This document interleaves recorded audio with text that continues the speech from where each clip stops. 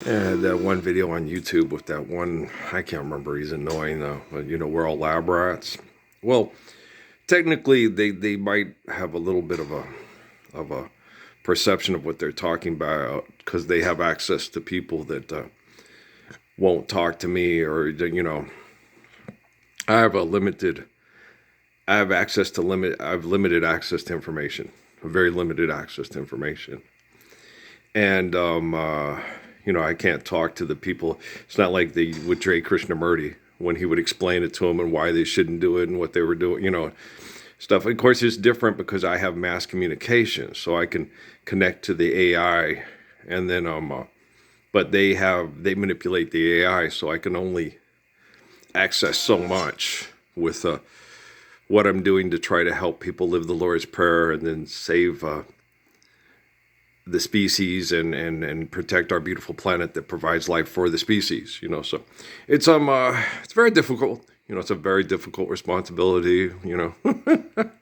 I'm not Chris Kringle, but it's you sit and you watch these things. You see these people be manipulated and distorted and abused. But there's a lab rat thing to it. Like, have you ever watched the you can watch a lot of their entertainment. A lot of their entertainment has its preparatory acceptance of mind. Okay, this is how things are, and they have a lot of things in the entertainment that tells you, they're conditioning you to accept certain ways of thinking.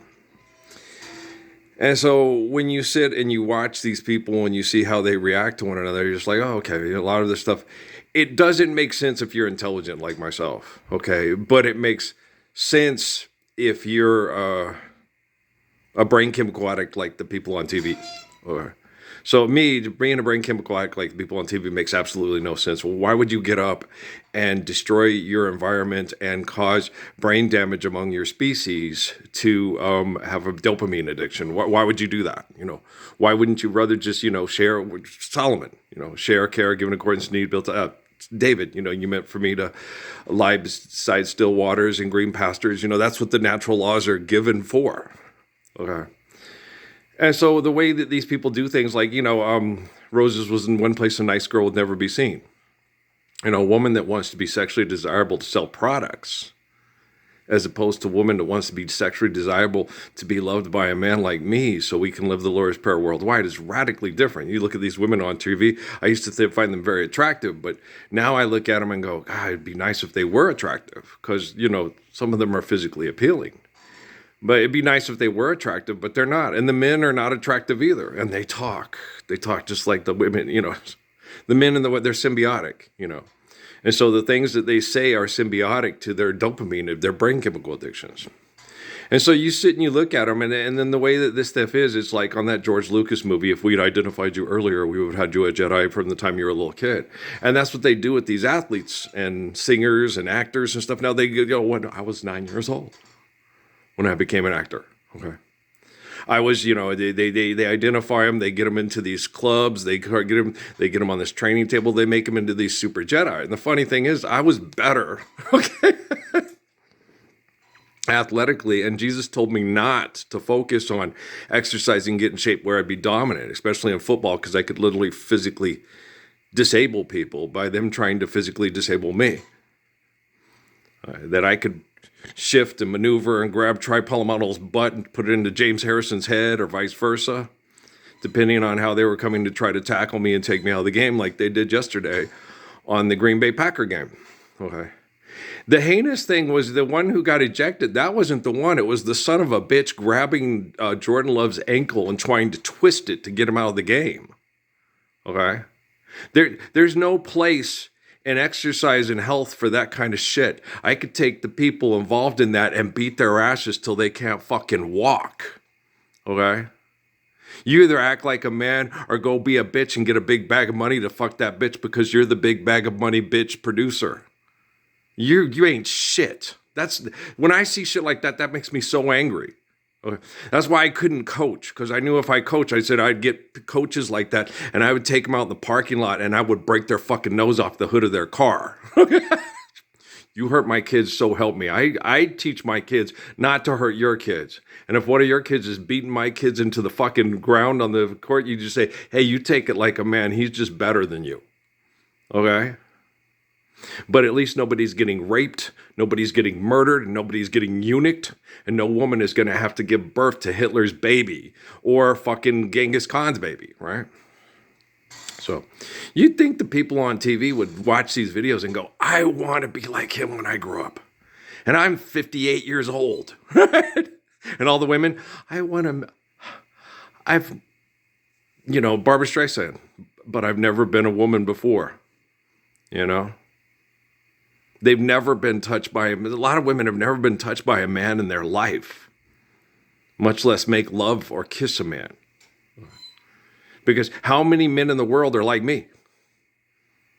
And if they try, the bitches on TV try to destroy them. I'd love to help you, but I can't because I just want to make love to my wife. You're not making love to your wife. You're bumping uglies in hell with your wife because you get a paycheck and you won't stand up for the Lord's Prayer of me. And so when you get people that they don't, and I don't get you, what the fuck they gonna do? What's Shaquille O'Neal gonna do? What's Booger McFarland? What are all these football players? What's Shannon Sharp gonna do? Okay? I make him look like raw Susie pussy eaten by Rico Suave. Okay? That's what I make him look like. That's what a man I am. That's what you guys have put yourself into. Your lab rat created products for brain chemical addiction genocide. And then a man comes up and you try to destroy him slowly. Don't act like that. You look like Parsons. You look like me. Okay? Shannon Sharp, if you were me for 5 minutes in your fucking life, you'd look like me too.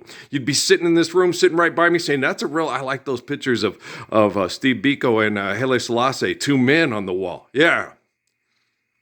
Man, I hope that when I start living the Lord's Prayer, that people will put a portrait of me on their wall and say, Grandpa was a good man. He was like Ralph Earl Parsons Jr., Haile Selassie, and Steve Biko. Right? Don't you think that should be Molly's picks? I pick Ralph Earl Parsons Jr. to be the man, the Lord of Lords, the King of Kings, and the Gracious Good Shepherd. So when Vanessa Williams sings Gracious Good Shepherd, or What Child Is This? You know why they really mean it, why they sing those songs with such, oh my gosh. Don't believe the bullshit about Diego and the Son of God, and don't believe that asshole on Chosen. No, those are cartoon characters pretending to be a man like me. When you sit and watch a man like me do what I do and how I do it and how Jesus guides me through a perfect prayer, it is more amazing, more incredible, more beautiful, and more perfect than any make-believe cartoon bullshit that comes out of Ridley Scott's fucking imagination. He's a dopamine addict. It's the first time I ever saw the man's face yesterday. Was on that Gladiator 2 bullshit. And I'm sitting there watching it going, God damn. These motherfuckers pray to Jesus. Okay? And they think Jesus is their alter ego. Because the science says so. Your science is fucked up. And I've kicked your science into the ground to Boot Hill. January 22nd, 2013.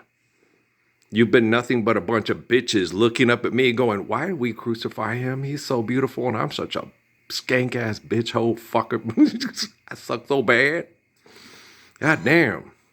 No one's going to watch a Denzel Washington movie in the future because there's not going to be any redeeming qualities. All it's going to do is make people think they want to snort cocaine and fuck a bitch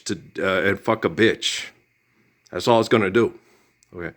When you take bad thinking, the reason why they had plays to reenact plays like Loki's character with doing what's the name, Odin and shit on that fucking Stan Lee regurgitation of propaganda bullshit on that Thor movie, right?